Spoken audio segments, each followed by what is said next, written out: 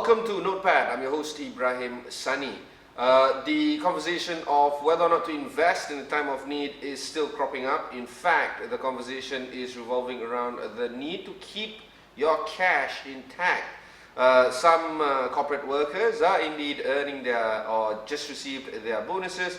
The question is whether or not they need to hold on to their cash right now, or they need to use that kind of liquidity to actually start investing. Which brings to mind what kind of investments that are, I guess, good to explore. One of them is, of course, BIMB Investment. Very shortly, I have the CEO joining me, but tell me what you think about the whole conversation of whether or not we need to invest right now and whether or not it's a smart idea to continue on investing, because some equities as well as ETFs stocks are actually quite tight. If you look at Wahid Invest, if you look at some other robo-advisors like Stashaway, their income or their earnings are actually quite depleting. In fact, that is one of the reasons why people don't want to invest, because the equities all around the world are actually taking a hit. Now, that's not to say that every single stock out there is losing money. Some are indeed making money, but as a whole, the index fund, if you would call it, is actually not doing too well.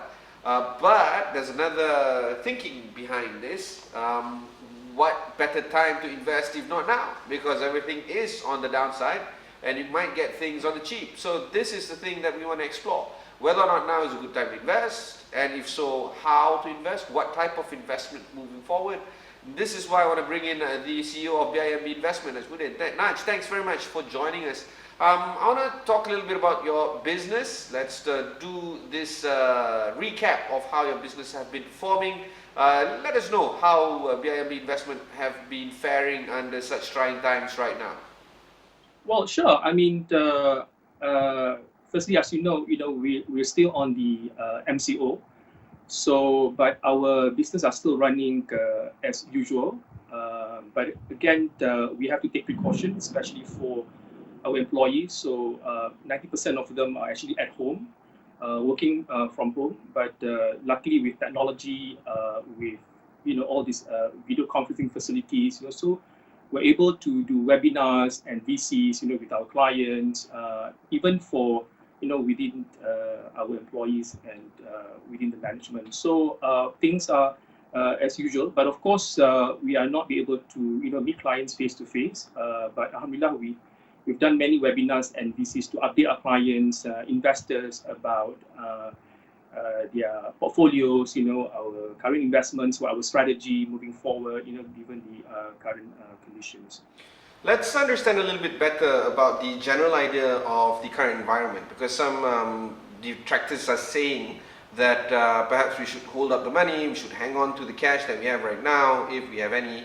But the other thinking is that we need to invest and we need to deploy those cash. Right now the market is actually quite low around the world. What's your view on this? Yeah, we've been in fund management since 1994, so we've been around for almost 26 years. And our focus and expertise is in fund management. And it's our responsibility then to inform investors, the general public, about investment opportunities. So obviously the current sentiment is, like you said, that people are more concerned of preserving cash, make sure the basic needs are managed first, before even thinking about investing. But the thing is, it's been a couple of weeks, and we have been engaging with our clients and investors that there's so much of opportunities, and I think many probably have, everyone pretty much glued to their phones, their Facebooks, their daily news updates, Astro AWANI, and obviously we're seeing equity markets have come down. There's so much opportunities, across the globe, and just looking at, for example, global equities. Global equities have, are currently, at discount, from the peak. It's come down almost about 30%. So, so this is an opportunity for us to engage with the investing public, the opportunities, and give that information. Obviously, they make that decision. And that's why we wanted to talk, AWANI, about our app, where then it's called Best App, where they can actually have access to these opportunities, the investment, whether it's global, whether it's Asia Pac, whether it's Malaysia, at the comfort of their home, through their mobile phones. How do you guys project to your clients, saying that you guys are doing a good job? How do you tell your clients that your investment house is actually quite okay, that you guys are deploying the cash where it's needed, and you are actually sweating out the capital for your clients out there? How do you tell your guests that? Yeah, I mean, I think we've discussed in our last interview. We talk about our approach on investment. That our style is more quantitative, more rule-based. For instance, our global equity, be able to rebalance the portfolio on a daily basis between cash and equity. When markets very volatile, we'll be able to move to cash quite immediately. So at the peak of these crisis, we were holding about 70% cash, for our global equity. So that pretty much kept the downside of the investors' investment with us. And even at this moment, across the board, we're holding largely in cash. So with this cash, when there's an opportunity, we really have sufficient cash to get into the market. So we have been rebalancing our funds and obviously, protecting our investors' portfolio by actively managing the portfolio. And currently, like I mentioned, we're quite defensive in our portfolio. And like our global equity, I'm sure you've heard that the last couple of weeks, there are some good news flows, and market rebounded. And currently, we are about 48% in cash for our global equities, from 70% before. So we are very responsive of the market conditions, and to ensure that we don't miss the opportunities.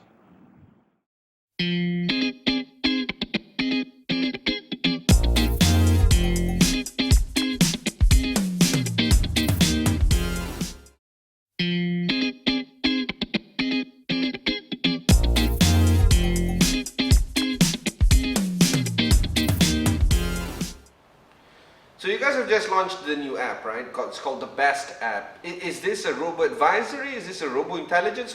What's going on with the app? So firstly, I need to clarify, Best App is not a robo-advisory app, because there is a clear distinction when it comes to robo-advisory based on the license. There is a special license for robo-advisor called Digital Investment Management. So there are a couple of robo-advisors in town, so they are under that licensing. So for our app, it's actually an online transaction. It is an online unit trust transaction, and we make it easy and convenient. But you can download it through Apple Store and Google Store. It's called Best App.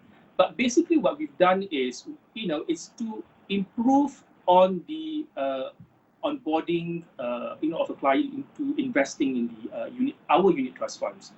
So we have digitized the whole process. For example, you don't have to fill out any forms. You just answer based on the questions that is available in the app. You just need your IC, and you just need to scan your IC, and we have a facial recognition. And then when it comes to the KYC, it's eKYC on the FATCA, and also on the suitability analysis, whether you are a high risk investors or low risk investors. So these are all done digitally, and it all can be done in just 10 minutes. So because of this is why we say it's the robo intelligence. There's a big data technology, and these are the what we have in our app. So it make the UX or the investors experience much easier, much more convenient. Investing in our unit trust funds. On top of that, we also recommend, in the app also recommend, there's the investment goals. If you have a goal, say, oh, you want 100,000 in 5 years. So we say, okay, 100,000 in 5 years, based on your risk profile, we recommend you this fund, this combination of funds. Quite diversified of a portfolio. But then, the investor will need to decide whether they want it or not of our recommendations. So this whole process has been digitized, and so this is what we call it as a robo-intelligence, with big data technology. So, as a fund manager, as a UTMC, our license, we can only do unit trust, unit trust funds. We cannot offer, like robo-advisors, they can offer discretionary portfolio. And they can construct the portfolio based on the listed securities. In our case, it's all our existing funds. So, but basically what investors are getting is, when they go into our app, they're getting the full service from a fund manager like us. We manage the portfolio. They can, communicate directly to us, so, and it's also in our funds. And the thing is about our, what we have in the app, it's a very diversified unit trust funds. You have the global equity, you have the Asia Pac equity, you have a global Sukuk, you have a Malaysia equity, you have a money market fund even. So so it's really up to the investors at the comfort of their home, and just starting at 10 ringgit, with zero sales charge, they can they can choose any funds, or they can look at what is our recommendation, based on their risk profile. So that's the main difference between us and the robo-advisors. So basically, we're just digitizing the whole process of buying unit trust, selling unit trust, making the whole experience easier. Just in 10 minutes, you can complete the whole transactions. So I think to really experience it, you just have to try it. You can put 10 ringgit in the global equity, for example. So how do I start jumping in on the app and start browsing? Do I have to put 10 bucks in, or I can just immediately browse it without putting any cash in? What's the story there? Well, you can do this in 10 minutes to sign up and even to buy a fund. But the thing is, when you go in, you sign up, and you have to go through this process to really understand yourself. Actually, what is your your risk appetite, to understand you as an investor. So you will go through these questions. Of course, you need to do a KYC. It's a very quick one with your IC. Just do a facial recognition, and then answer a few questions, to understand a bit of your background, your occupations. This is what, if you want buying a unit trust fund in the normal way, this is a thing that you have to go through, maybe like about 10 forms, that you have to fill up. So so similarly, we just digitize the whole thing, and then after that, after you do the suitability analysis, which is very quick, 7 questions, very easy. You just click, and then what's your risk profile. Then once you know your risk profile, whether you're high risk or low risk, then you'll be able to then look at the funds. And there are 5 funds inside the app at the moment. So global equity, Asia Pac, Malaysia equity, global Sukuk, and money market. And there's information about the fund. It has the annual report, interim report, the product highlight sheets, the documents that you can browse through, and then you can decide. It also has those historical information in the annual report, the interim report to decide. So you can, after that, you can browse through, to understand. Then you can decide. And a lot of people, when they do, okay, I'm gonna try. Okay, I'll just put 10 ringgit.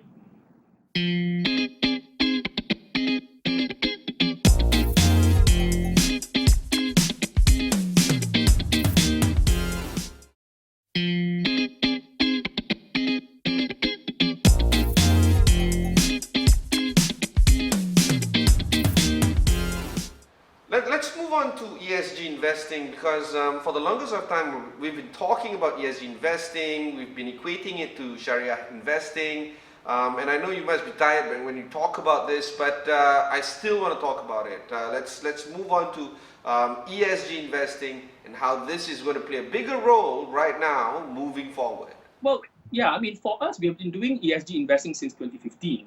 Currently we're managing about more than 1 billion of pure ESG assets, and of course, we have combined both Sharia and ESG. That's the first thing that we do in our portfolio construction. We screen Sharia and ESG. First, we actually screen ESG, then we screen Sharia. And then only we do the fundamental analysis, looking at the stocks, and then decide, how much equities or cash that we should have in our portfolio. The asset allocation. So, studies have shown, and we also have been doing it,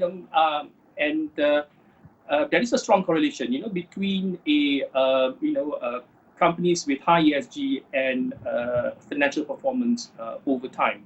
So, we've been doing it the last 5 years, and obviously, we've not encountered any of the stocks, our stock, face any, any scandals or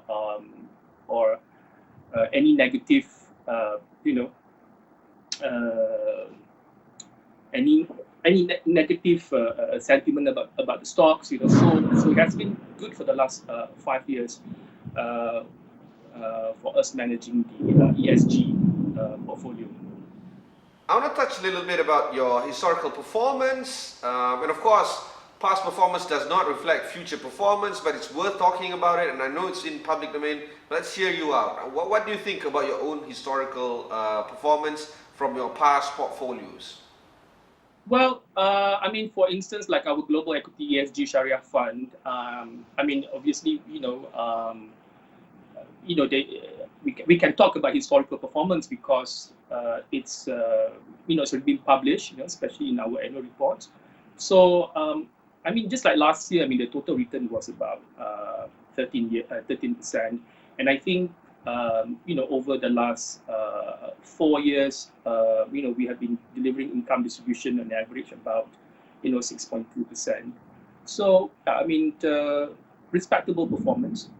Naj, I want to ask you how things have changed in terms of investing. How do you think that investing is going to move forward post-COVID-19 era? Well, COVID-19, post-COVID-19, I think there's a lot of, now attention towards, quality of life. Obviously ESG investing would give people, would empower people, to use their dollars or their ringgits, to have a say how the world should be, responding or supporting towards ESG. And for us, we've been doing it in the last 5 years, and we know that ESG is really a mainstream. So I guess post COVID-19, ESG focus will be heightened. And the thing is, now if investors want to have a say, want to be a part of ESG investing, want to have a say on environment, governance, and social development, then they can do that, through investing through, ESG investment products or in ESG investment instruments. Like in our case, in our best app, they can, if they invest in our global equity ESG or Asia Pac ESG, we're actually investing in companies that have a strong focus attention towards ESG. Do you think that it's about time that companies rethink how they do their work in order for them to get more money in, more investment in, if they become more socially aware, if they become more socially conscious?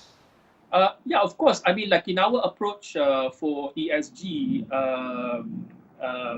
we look at the industry, how the materiality of that particular industry in relation to ESG. Obviously, the oil and gas companies, there's a lot of focus on the E. Yeah, so our evaluations will be looking, the weightage will be more on the E for the oil and gas companies. And because for us, it's very important to balance between ESG and also financial performance, because we're an investing company. So and we don't discriminate any industries. We will look at every single companies, and then we will assess the ESG standing, ESG, and also the Global Compact that look at human rights, labor rights, ethical Russian, and also environment. So there is a score to it, and all these are done quantitatively. And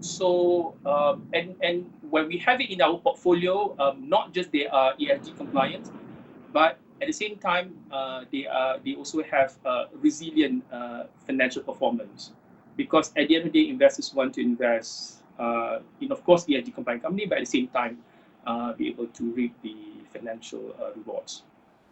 On the corporate level, let's zoom out, right, back to your company. Let's move on to how your company is going to behave after this whole episode ends. Assuming that the vaccine is out, assuming that people are now, I guess, protected against COVID-19, how do you think the new normal will be like for your company? Well, we're really doing the next step at the moment. I mean, that's why there's an intention to, for example, our best app. That's one way of us, be able to engage with our investors. Reaching out to investors to be able to,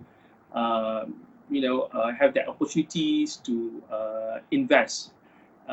So inconvenient, and there's also a high purpose to this. Because what we're offering is, very affordable entry, getting access to quality investment product. At the same time, it's Sharia ESG, and I mean that's on the investment side, and that's our value propositions to our customers. But of course, for the app, it also serves a different market segment. Not all want to use their investment through app. Of course, there are investors who want to have the face-to-face advisories, and they're coming in a large amount. Of course, that is a complete different environment, a complete different approach.